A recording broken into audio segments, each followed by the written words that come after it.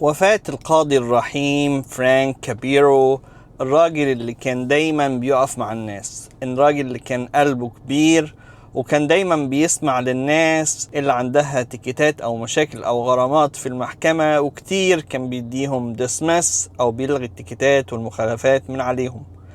الراجل اللي الناس كلها حبته في البرنامج الشهير كات ان بروفنس، اللي كان مكسر الدنيا وعامل مشاهدات في كل العالم وخد حتى جايزة كبيرة عليه.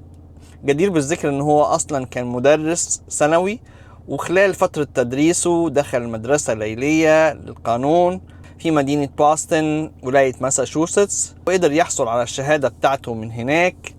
وبعد كده سنة 85 تم ترشيحه ان هو يكون قاضي.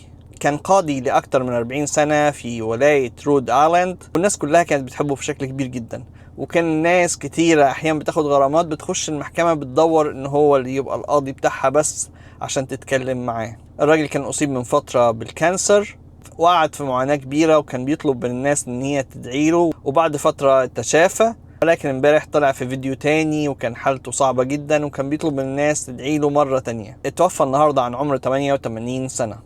ربنا يرحمه ويرحم كل الناس الرحيمة، ويشفي جميع المرضى خصوصا مرضى الكانسر في كل حتة في العالم.